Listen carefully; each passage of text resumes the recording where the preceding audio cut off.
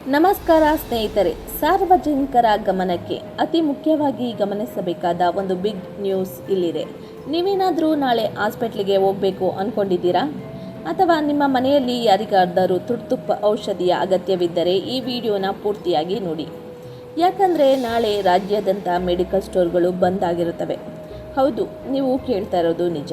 ನಾಳೆ ಯಾವುದೇ ಖಾಸಗಿ ಮೆಡಿಕಲ್ ಶಾಪ್ಗಳು ಓಪನ್ ಆಗಿರುವುದಿಲ್ಲ. ಹಾಗಾದರೆ ಈ ಬಂದ್ ಯಾಕೆ? ತುರ್ತು ಪರಿಸ್ಥಿತಿಯಲ್ಲಿ ಔಷಧಿ ಎಲ್ಲಿ ಸಿಗುತ್ತದೆ? ಕಂಪ್ಲೀಟ್ ಮಾಹಿತಿಗಾಗಿ ವಿಡಿಯೋ ಫುಲ್ ನೋಡಿ.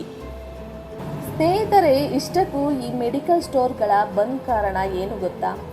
ಔಷಧಿ ವ್ಯಾಪಾರಿಗಳು ಸಂಘಟನೆಗಳು ಕೆಲವು ಪ್ರಮುಖ ಬೇಡಿಕೆಗಳನ್ನು ಮುಂದಿಟ್ಟುಕೊಂಡು ಈ ಮುಷ್ಕರಕ್ಕೆ ಕರೆ ನೀಡಿವೆ.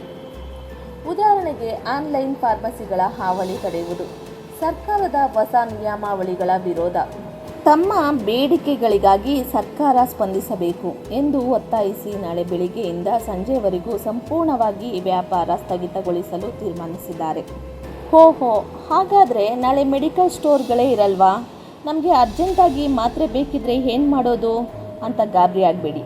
ಖಾಸಗಿ ಮೆಡಿಕಲ್ ಶಾಪ್ಗಳು ಮಾತ್ರ ಬಂದಾಗಿರುತ್ತವೆ. ಸಾರ್ವಜನಿಕರ ಹಿತದೃಷ್ಟಿಯಿಂದ ಕೆಲವು ಪರ್ಯಾಯ ವ್ಯವಸ್ಥೆಗಳು ಇರುತ್ತವೆ. ಸರ್ಕಾರಿ ಆಸ್ಪತ್ರೆಗಳ ಫಾರ್ಮಸಿ, ಎಲ್ಲ ಸರ್ಕಾರಿ ಜಿಲ್ಲಾ ಮತ್ತು ತಾಲೂಕು ಆಸ್ಪತ್ರೆಗಳಲ್ಲಿರುವ ಮೆಡಿಕಲ್ ಸ್ಟೋರ್ಗಳು ಎಂದಿನಂತೆ 24 ಓಪನ್ ಇರುತ್ತದೆ. ನಮ್ಮ ಸಲಹೆ ಏನಂದರೆ, ನಿಮ್ಮ ಮನೆಯಲ್ಲಿ ವಯಸ್ಸಾದವರು ಇದ್ದರೆ, BP, ಶುಗರ್, ಹಾರ್ಟ್ ಪೇಷಂಟ್ಗಳಿದ್ದರೆ ಅವರಿಗೆ ಬೇಕಾದ ಅಗತ್ಯ ಔಷಧಿಗಳನ್ನು ತಂದಿಟ್ಟುಕೊಳ್ಳಿ. ಕೊನೆ ಕ್ಷಣದಲ್ಲಿ ಗಡಿಬಿಡಿಯನ್ನು ತಪ್ಪಿಸಿ.